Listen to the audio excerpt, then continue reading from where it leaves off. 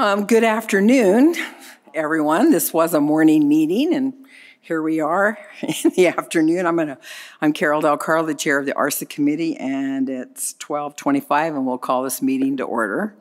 Okay, yay. Got to have a little energy, you know. It's been a long morning. All right, let's see. I got my agenda up here. What are we doing first? Winter, would you please take roll? Chair Del Carlo? I'm here. Vice Chair Perkins? Here. Regent Brown? Here. Regent Cruz Crawford? Here. Regent McMichael? Here. You do have a quorum. Great. Not only that, quorum, we have full attendance. I love it. So with that, we'll go to item number 1, which is public comment.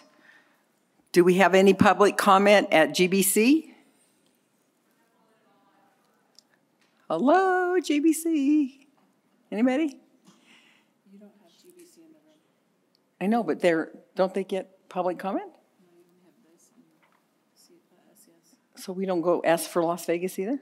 Oh, okay. Is there any public comment in Reno? Don't all run to the podium. There is no public comment in Reno. So with that, we will go on to item number 2, which is our consent items. Oh. We have okay. SCS, do we have someone on the line? There's no public comment in the queue. I think you had to read it. Oh, I do have to say what the number is, and I don't have that in front of me, so could you provide that to me? Oh. I'm going to need my glasses for that. Where's the number? Do you have it? I got it if you need me. Is it on the main board agenda, this one? It should have been a laminated thing here. Oh, I didn't see that. If those that would like to call in and offer public comment, please dial 669-444-9171 and enter meeting code ID 928-4944. Is that correct?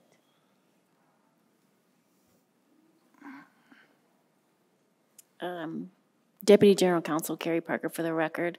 If that number doesn't work, try 669-444-9171.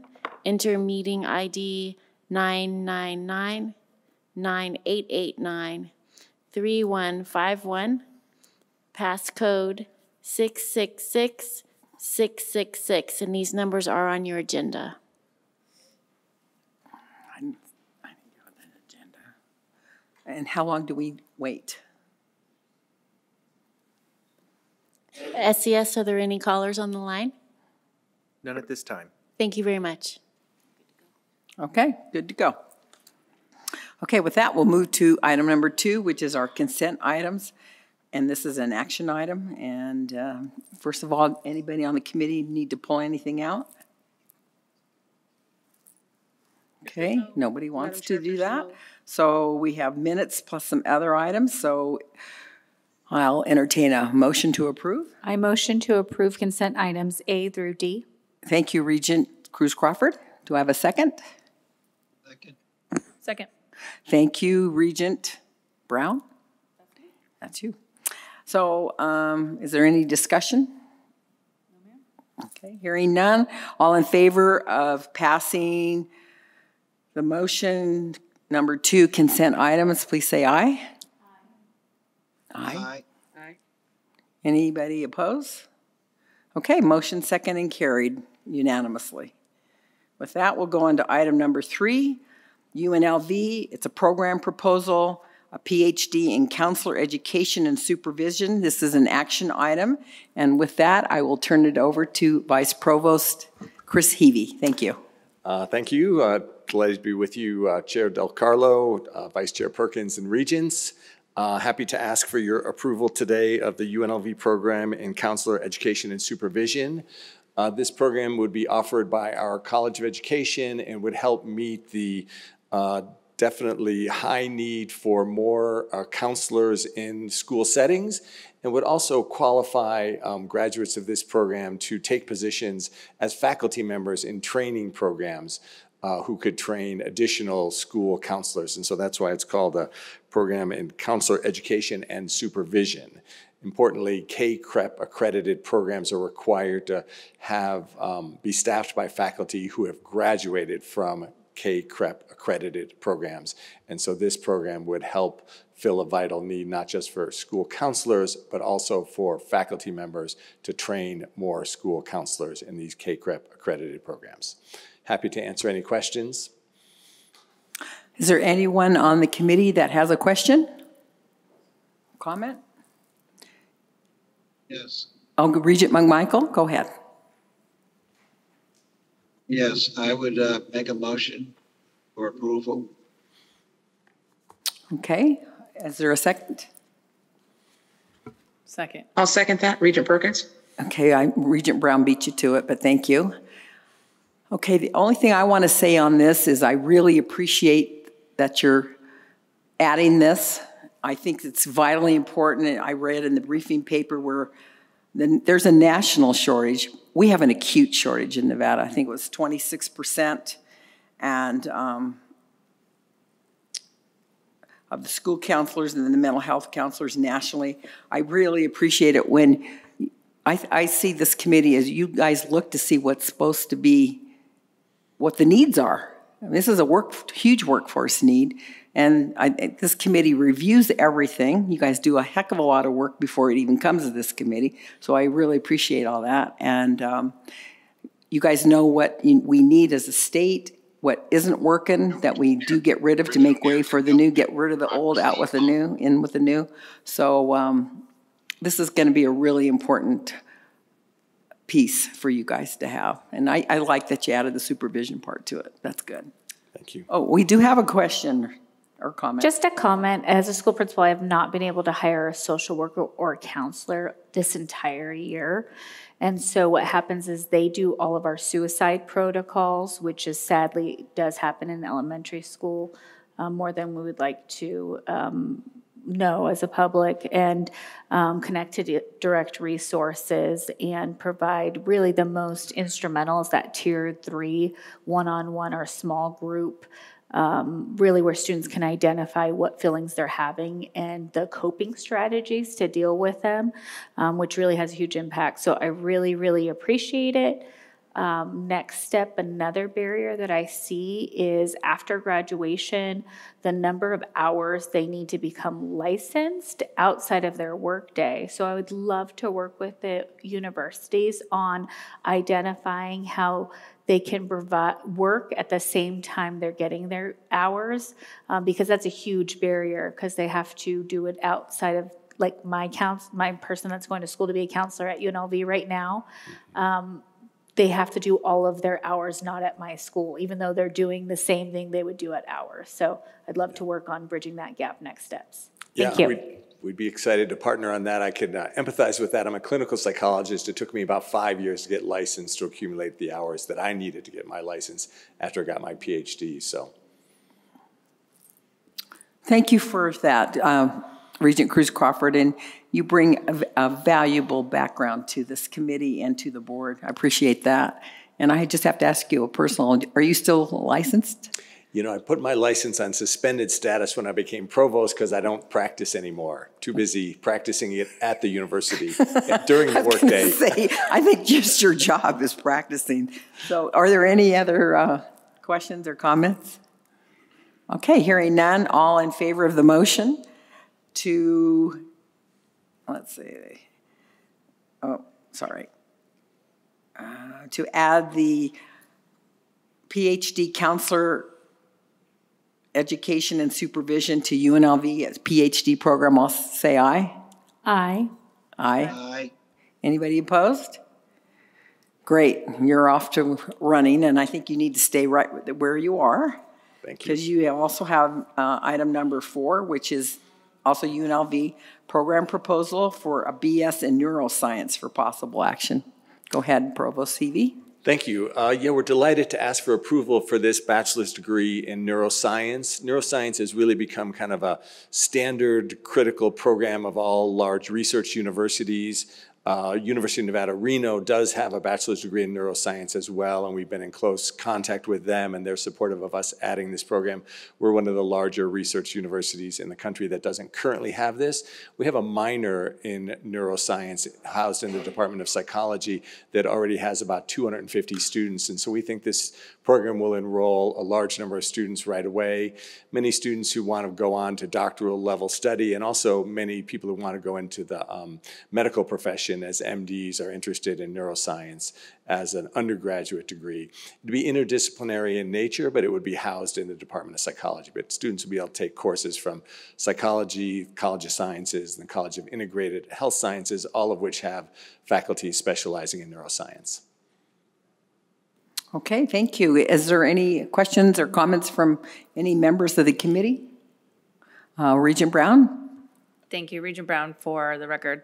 Just out of a caution of time, I'm keeping my comments minimal, but don't think I didn't pay attention. I just think, these two things are a really good example of where the academia and the business side of an institution are growing at the same time. So that's it. Thank you. That's a great observation from the chair of the Workforce Committee. Anyone else? This is Regent McMichael. Yes, Regent McMichael, you have the floor. Motion to approve. Thank you. We have a motion on the floor. Do we have a second? Second. Regent Brown, is there any other discussion? I will just say too, I think this is a great degree, especially as we're trying to grow our medical schools and about every other avenue of medicine in the state. So this is great. So with that, all in favor of the motion to accept a program and be a Bachelor's of Science in Neuroscience at UNLV, please say aye. Aye. Aye. Aye. Anybody oppose? Thank you, and that one also passes unanimously. Thank you. And with that, we'll go to item number 5. This is Nevada State University. They have a program proposal for a BA in special education. Great. Thank you. Thank you, Sarah Fry, Provost of Nevada State University. It's my pleasure to bring to you our proposal for a Bachelor of Arts degree in special education. This major would be a valuable new addition to our campus to address a critical workforce need. However, the major is not actually new coursework. It's a repackaging of existing coursework and thus doesn't require new resources for our campus. The proposed major will lead to Nevada licensure for both special education generalist with endorsements in autism and English language acquisition and development built into the program in the 123 units. We anticipate this major will bring in a slight increase in the number of our enrollments, some of which will be fundamentally new students specializing in special education, some of which will be better served that are currently served in our elementary education with a concentration in special education, as this will lead them to be generalists and able to work across elementary, middle, and high school levels. With approximately 12% of our CCSD's 315,000 students requiring special education services, we think this will be a very valuable addition to the local workforce needs. So thank you for consideration of this proposal. Thank you, Dr. Frey. And with that, we have a question from Regent Cruz Crawford. Regent Cruz Crawford for the record. Thank you, Chair. Question. So when I'm hiring special ed and then I open a STAR or FLS program, they have to get additional coursework. Is there going to be pathways? Because I know you have autism. Do you have functional life skills and severely emotionally challenged, or what is it called now? STAR pathways? We do not yet. This is just kind of starting with a repackaging of our current coursework offerings. Those are in the queue to be potentially added in the future. Okay. I know autism has the highest need just because we do have more courses of them, but STAR, when you think about student need and disruption on campus, because they're a lot of times elopers and, yeah, I would love to kind of look at that in the future. We'd love to. Okay, thank you. Can you bring valuable background information? I don't blame you. I don't blame you. Anybody else have a question or a comment? Regent Brown. I think it's great repurposing what you already had to mirror what needs to, what the course needs to look like moving forward. So I would like to motion to approve the Bachelor of Arts in Special Education. Second. Okay, we have a motion to approve from Regent Brown and a second from Regent McMichael. And I too wanted to say that this is just a perfect program to add to your catalog at NSU. Since for anybody that's fairly new to NSHE, NSU was created about 21 to 22 years ago to produce teachers and nurses. So this is certainly right within your mission and certainly a need here for it. So no other comments? A motion to approve the program proposal for a BA in special education at NSU. All in favor, please say aye. Aye. Aye. Aye. Anybody opposed? Okay. Motion passed unanimously for the BA in special education at NSU. And with that, we'll go to the College of Southern Nevada. And it looks like we have, I know your name. I will remind you, Regent Del Carlo. Good afternoon. For the record, my name is James McCoy, Vice President for Academic Affairs at the College of Southern Nevada. Chair Del Carlo, Regents, it's my pleasure to present to you for consideration a new Bachelor's of Applied Science degree in Land Surveying and Geomatics at CSN. You know, when we bring forward a Bachelor's of Applied Science degree from the College of Southern Nevada, we don't do it lightly. And so if you'll indulge me for a moment, I want to take you through the short journey of what our faculty have done to ensure the connectivity to the workforce pipeline and to ensure that this niche area is not duplicative within the system. So the CSN Department of Physical Science faculty, with the support of Dr. Doug Sims, Dean for the CSN School of Engineering, Science, and Mathematics, have worked diligently with both local business and industry leaders to develop this direct-to-workforce degree. I'd also like to express gratitude to the Academic Affairs Council, made up of our academic officers, for the unanimous support of this proposal. So CSN has been working closely with land surveying industry leaders in Southern Nevada to develop this new highly skilled, highly paid technical workforce pathway.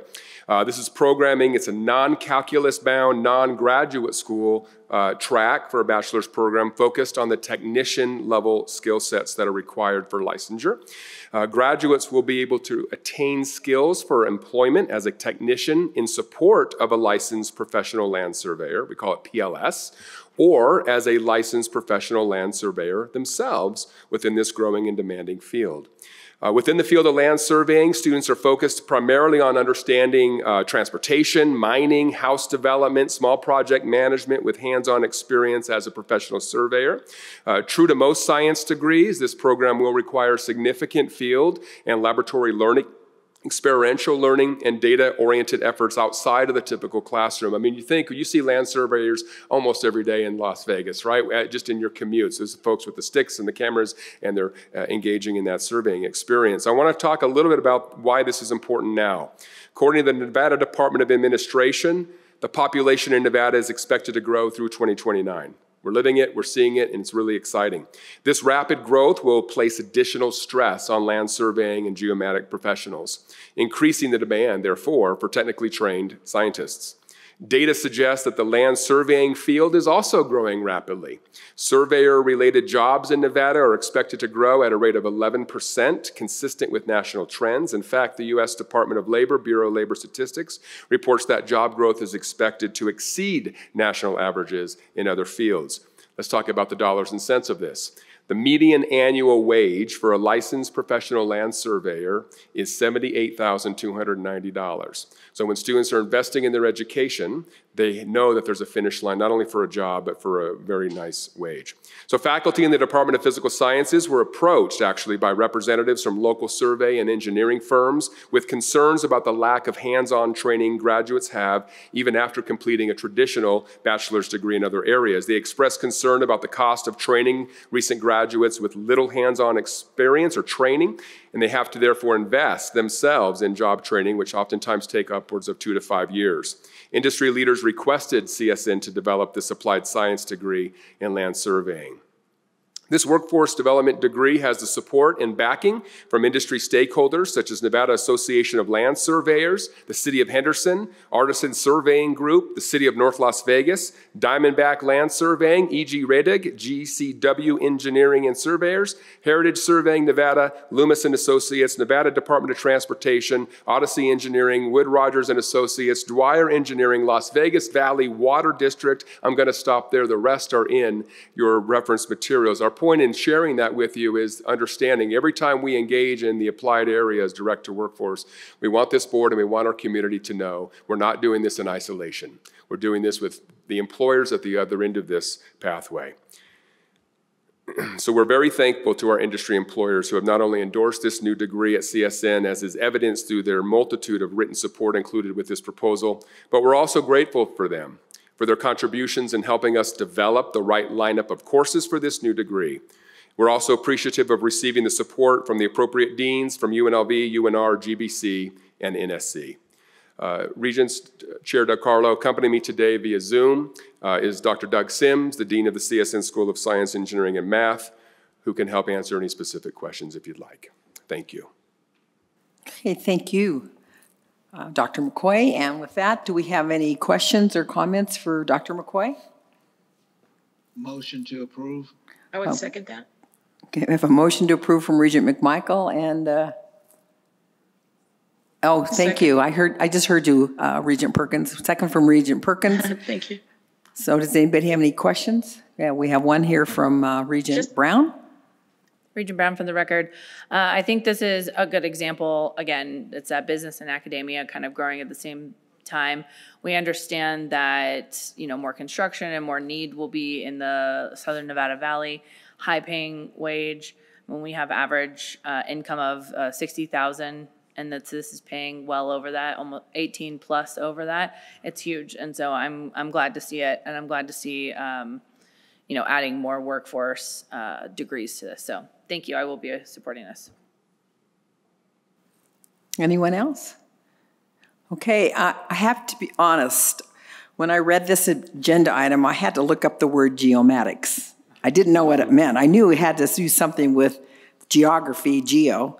So it's the branch of science that deals with the collection, analysis, and of the earth. So I always love learning. Yeah, yes. I wasn't going to say anything because I'm trying to make the meeting, but I think the meeting next door is going to go longer, so we're okay. I know we're okay. We have an easy agenda today. I did want to say I really appreciate this. My husband's an iron worker, so he's always engaging in this work. But if we don't do a great job with our land surveying, that's when we do have, you know, cracks in our buildings and stuff like Windsor Park in North Las Vegas. So I really appreciate the work because it's really public safety that's at risk and millions of dollars in construction. So it's a very much admirable job, and I appreciate this opportunity. Thank you, Regent Cruz Crawford. And I have to say, when I wanted to remodel my home at the Lake Tahoe, the very first thing we had to do was hire a land surveyor to come in and give us a plot plan. And then you turn it into the TRPA, the Tahoe Regional Planning Agency. Then they come back and tell you how much you can add on for impervious coverage is the big thing at the lake. So I know how important this is. We couldn't do a thing until we got that land survey done. So I love that the business people came to you to help with this program because they obviously see the need. And you're right, we're growing as a state. I don't see that stopping anytime soon unless we run out of water, but that's another topic for another day. So this definitely is meeting the workforce needs, and I think I heard Regent Perkins, and we're seeing her for the first time. Yeah. Yes, ma'am. I just want to say that this is where I started in state service. I was a land surveyor for Nevada Department of Transportation, so there's a special place in my heart for this degree. It was very true that a lot of the trainees that came to us had no experience at all in outdoor and actually doing the job. They knew the theory. They knew how everything was supposed to work. And, you know, I finished my career in GIS, which is very closely related And we use the points from the land survey to create the GIS map. So this particular degree is important and close to my heart. Thank you for those comments, because I didn't know that about you, and I've been watching what your background is. Are you home? Because that's a pretty background. Thank you. I rented it. Okay. And I know Dr. McCoy named you at CSN. Did you have anything you wanted to say? Just to thank you for acknowledging the importance of this work, and also just to acknowledge from a Bachelor's of Applied Science degree, we talk about certifying with national credentials, exactly what Regent Perkins just described. This is why the community colleges are in the Bachelor's of Applied Science space, that direct to workforce, heavy technician, heavy workload, workforce connectivity. So thank you for entertaining this one. Thank you, and a true testimonial. Thank you, Regent Perkins. So with that, any other comments or questions? Okay, all in favor of the Bachelor of Applied Science in Land Surveying and Geomatics for the College of Southern Nevada, please say aye. Aye. Aye. Anybody opposed? Okay, another wonderful item that's passed unanimously. I know we're going to beat those guys over there. I mean, yeah. Okay, we'll go on to item number 7, which is a handbook revision. The Nevada Regents Researcher Awards. This is a possible action item also. And with that, I will turn this over to Vice Chancellor for Academic and Student Affairs, Mr. Daniel Archer. Thank you very much. So just some background on this. There's some amazing research that's done at UNR, UNLV, and DRI. For several years, we've had a Research Affairs Council that makes recommendations on who receives the Regents Researcher Award. Historically, these have gone to faculty members in STEM fields. While many of the large research awards and more noteworthy research projects fall in STEM, there's also some very innovative research coming out of non-STEM fields. So the Research Affairs Council requested that we create a research award specifically for the humanities and social sciences. So we revised the policy to reflect that request, and we ask that you approve it today. Okay, thank you. Is there any comments or questions from any members of the committee? Hearing, boy, you're getting off easy. Yeah. Hearing none, I would entertain a motion to approve. I think it's important that. Moved. Regent Perkins? Excuse me, we have a comment from Regent Brown. Sorry. That's all right. Regent Brown, for the record, I think it's important that we recognize the research being done. This is an area that has been identified, so I will move to approve the handbook revision to include this researcher award. Thank you, Regent Brown. And we have a second. McMichael, I didn't see it. Okay, we have a second from Regent McMichael, and I will echo what Regent Brown said too. This is great. So with that, all in favor of the motion to amend the handbook to add a Nevada Regents Researcher Award for faculty that's in the non-STEM fields, please say aye. Aye. Aye. Aye. Anybody opposed? Okay, motion second and carried unanimously. With that, we will go on to an information-only item, number 8, which is the 2022 to 2023 Sponsored Funding Annual Report. And with that, we'll turn this over to Marcy Jackson. Thank you for having me today. This is Marcy Jackson. I'm the director of the System Sponsor Programs and EPSCoR office. And I'm here to tell you about the sponsor programming that has come into all of our institutions in fiscal year 23. I believe most of you have heard my presentation before, as we do this annually, but just a terminology note for anyone who may be new. You may be familiar with the term grants management if you work in government or nonprofit. In higher education, we use the term sponsor programs for externally funded projects of a scholarly nature that are brought in by our institutions. An NSHE score is the established program to stimulate competitive research. It's a special type of sponsor programming that is managed through the system office, and projects are done by our institutions. So this is a report that is self-reported by each of our institutions. Each institution has a grants office or a sponsor programs office that handles their external funding, and they report these numbers. The full report is available in your meeting materials. We'll just go through some of the highlights here today. If I can figure out where to point this to make a change. Okay. We always like to highlight, when we do these presentations, the work that is being done and how it supports the NSHE strategic goals. A lot of people will think of research first when you think of grants and contracts, but we also receive a lot of funding for the other goals, including preparatory services for students for access and closing the achievement gap. The success goal, we receive funding for tutoring and counseling. And of course, you've heard about the wonderful workforce programs that are going on to meet the needs of the industry via certificate and training programs. So this slide is a 5-year slide that shows what our funding has been like. And of course, during this 5-year period from 2019 to 2023, we had the COVID-19 pandemic. And there was a lot of different funding that became available to our institutions for the recovery and the pandemic response under a lot of different titles, CARES, HERF, SLRF. We just combined it all into COVID response and recovery funding, and that is in the red on this slide. The blue is our standard sponsor program funding that has come in. So you see a very large increase, of course, in 2021 and a little bit in 22. At this point, those recovery dollars are reducing quite a bit, of course.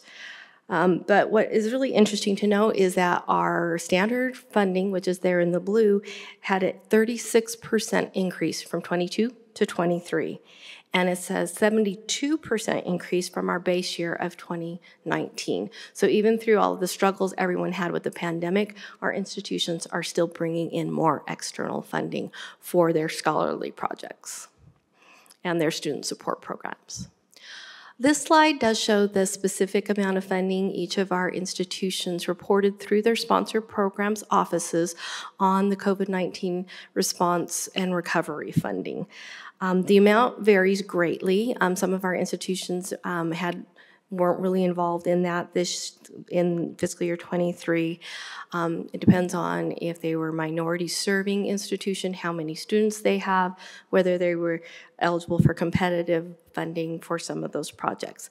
Also, some of the institutions did process some of their COVID money through the controller's office rather than sponsor programs based upon what it was being used for. So it may not be on this slide.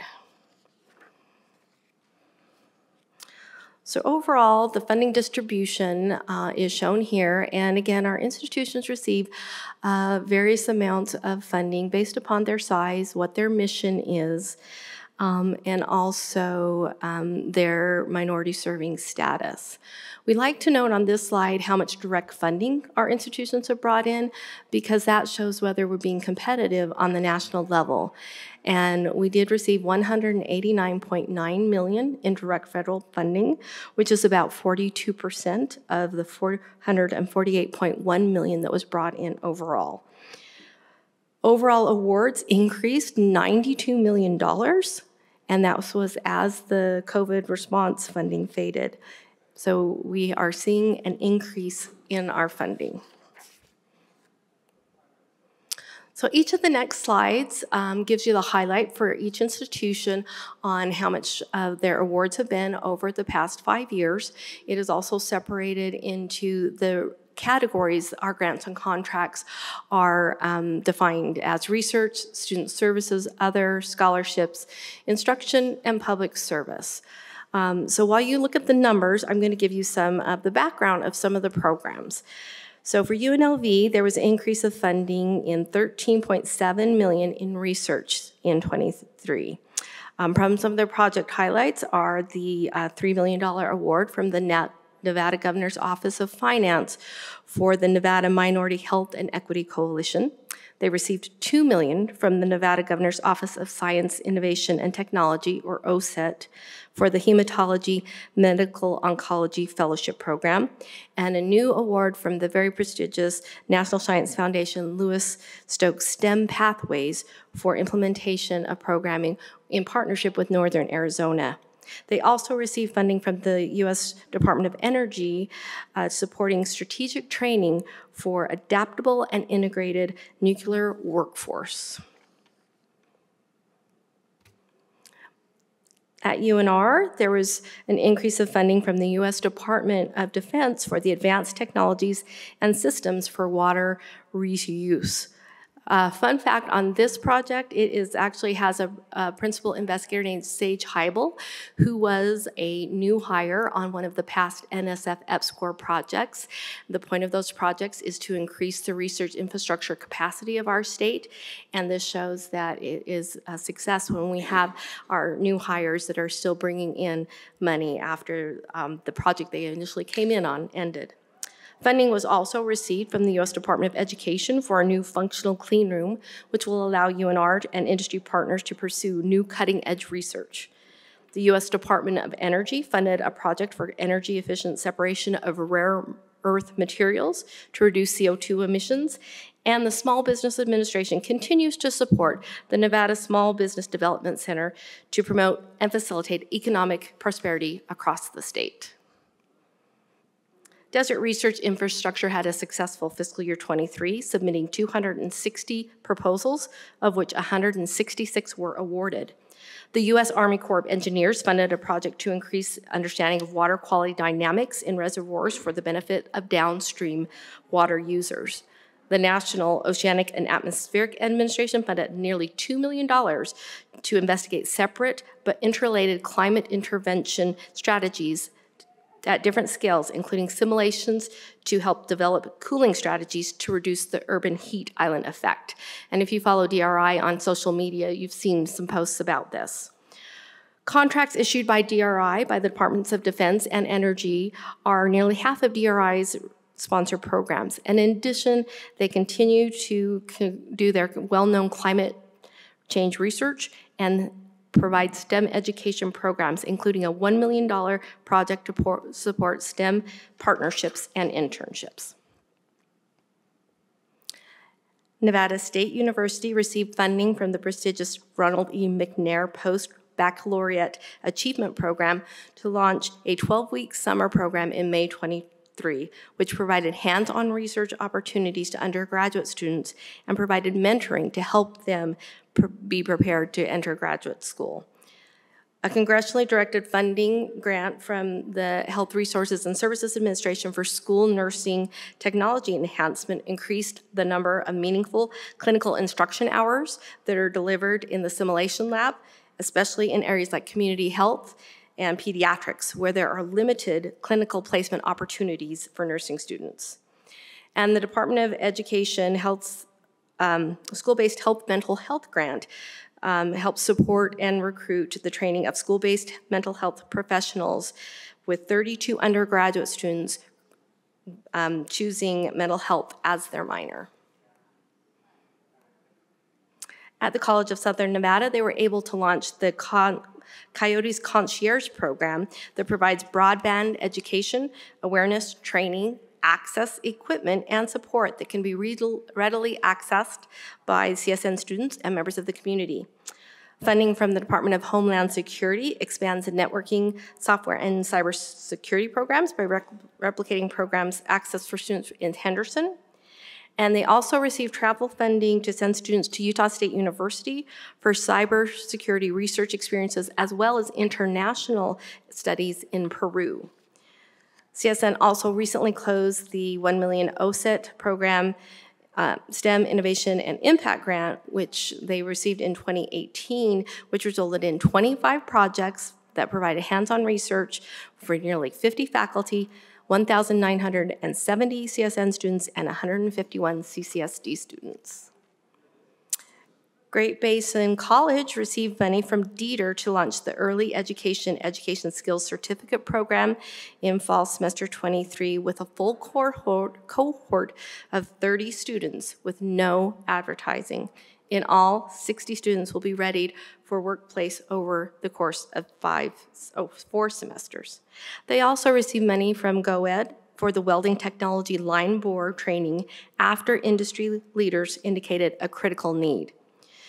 They received money from the United Way of Southern Nevada for a numeric control machine at the Pahrump campus. And also at Pahrump, they received funding from OSET to transport high school students from Beatty, Nevada to Pahrump on Fridays when they're not in school. And over a course of a 2-year program, they will graduate with a manufacturing mining technology certificate or credential. Truckee Meadows Community College secured a $1.6 million grant from the Governor's Office of Economic Development, partnering with Panasonic on a training center in Reno.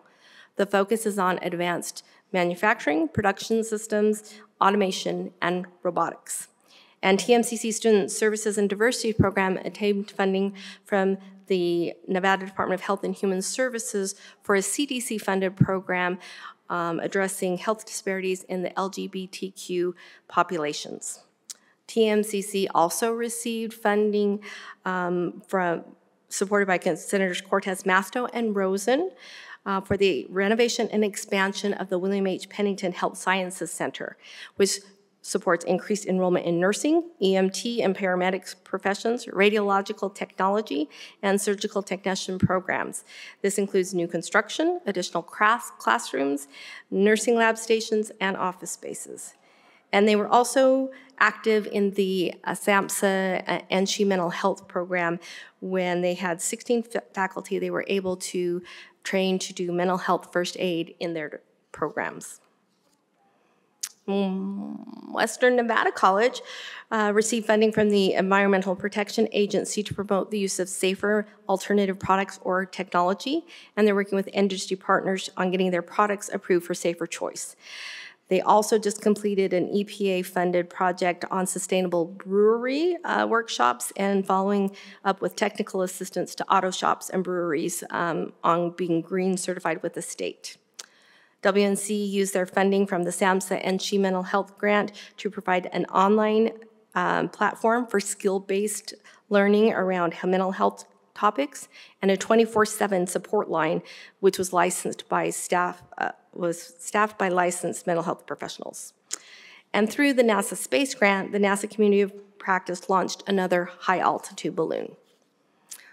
So that's what our institutions have been doing on their own, but this next slide shows the intra-system collaborations with our institutions. This is where one institution has received a project, some external funding, and then they have sub-awarded funds to another NSHE institution so they can work on the project together. As I believe I noted at the beginning, NSHE System Administration, our focus is working on system-wide projects. We received the EPSCoR funding in our office and some other statewide funding, and so we sub-award a large amount of the money that we receive to the institutions for statewide project completion. Overall, there were 132 projects funded through these collaborations for $18.6 million. Which is an increase of 18% over fiscal year 22. Can I, Chair? Yes, Regent Cruz Crawford. Regent Cruz Crawford, can you go back? I just want to make sure I'm reading the slide correctly. So like the first one, the UNR gave the money to UNLV, 1.4 million, or how does that, can you explain that first line just so I can? Yeah, so UNLV received funding and they gave 7 subawards to UNR totaling $813,000. So the columns are the institution who received the funding, and then below on the rows, those are the institutions they gave subawards to. So UNLV gave $813,000, 7 subawards to UNR. Yes. Okay, got it. Thank you. Just wanted to make sure I was reading it correctly. Yep.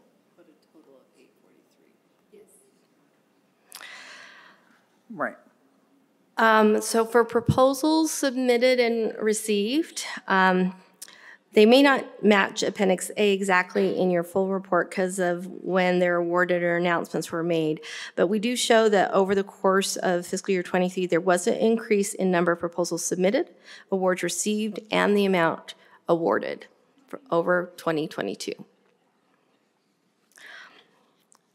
So this slide shows the distribution of the state program match funds. The state program match funds are appropriations that are received to match the federal programs listed: the NSF EPSCoR, NASA EPSCoR, NASA Space Grant, Department of Education Gear Up, and the research infrastructure at the system office. The amount of money that goes out in the state program match funds does vary year to year by how much that goes to each of the institutions, because most of that funding is based on competitive projects. For seed grants, fellowships, and scholarships. So that amount goes to whichever proposals come in that are the most competitive that year. And I have to apologize for the typo on this last slide. I had last slide-itis and did not change the fiscal year from 22 to 23. But overall, we received system-wide $448.1 million in external funding. And of that, $24.8 million was COVID-19 pandemic response and recovery funding. So our institutions are doing a wonderful job of bringing in funding to help support the work that they're trying to do. Are there any questions? Is there any questions from the committee or comments? Regent Brown.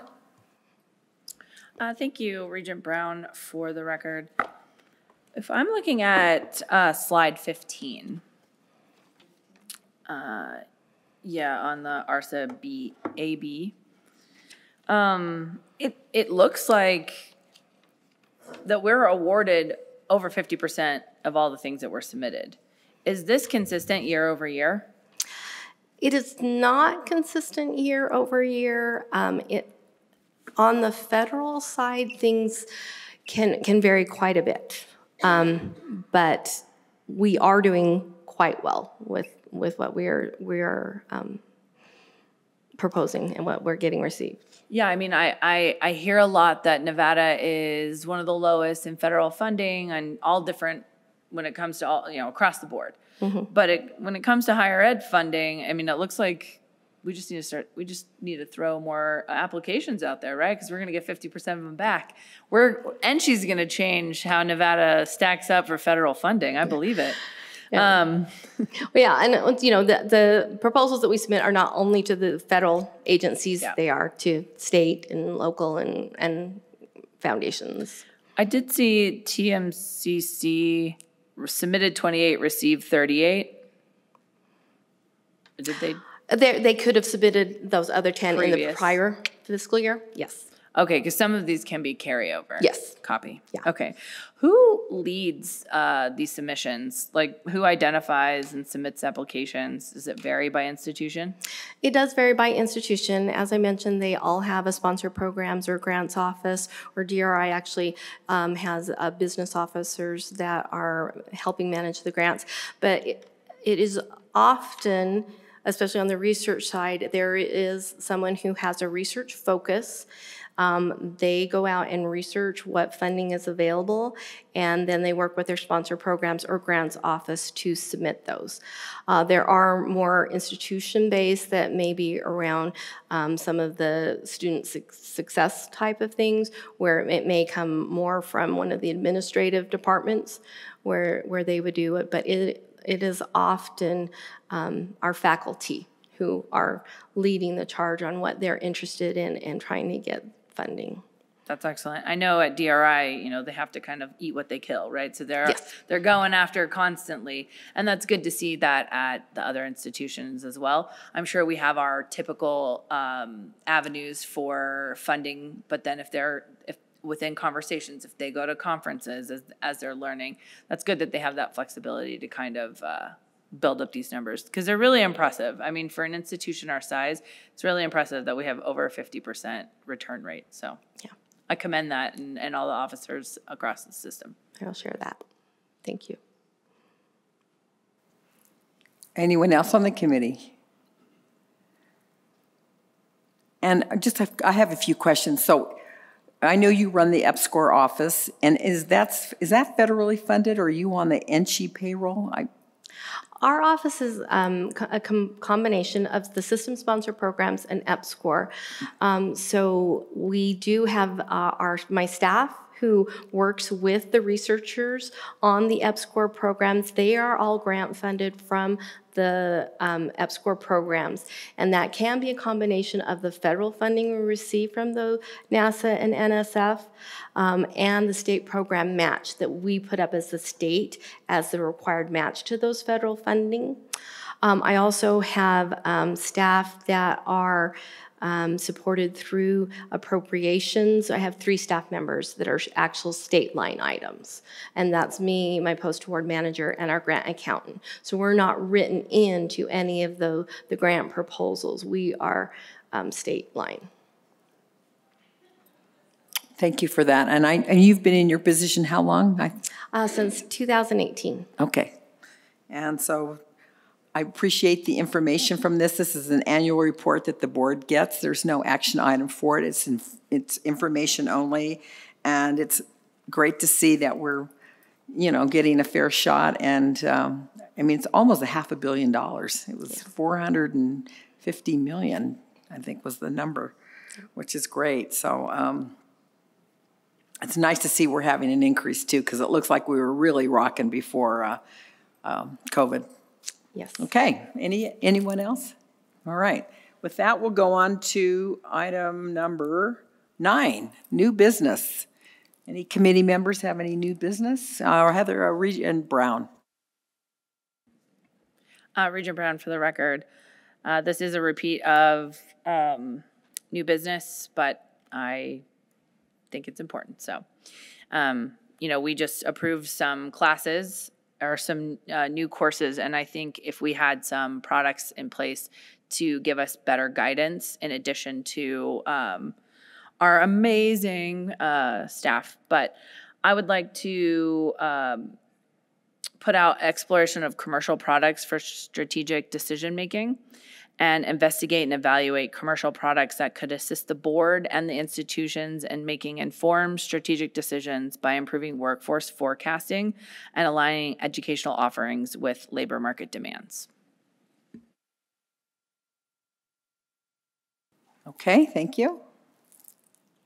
Anybody else have anything? Probably aligns with workforce too. Yeah, okay. With that, we'll go to item number 10 for public comment. Do we have any public comment here in Reno? No, I'm not seeing anything. And so do I need to read something for? Is there any SCS? Is there anybody on the line for public comment? There's no one in the queue for public comment. Okay, with that, if there's nothing else, I wouldn't say we're record time. We just had a light agenda this meeting. Sometimes they're not always like this.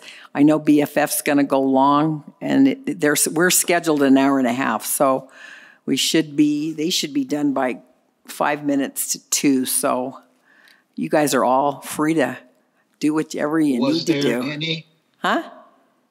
Was there any public comment in Las Vegas? No. Okay. No, we're not connected to them. We discovered that at the beginning of the meeting, so I think we're done. With that, we'll be done. Thank you.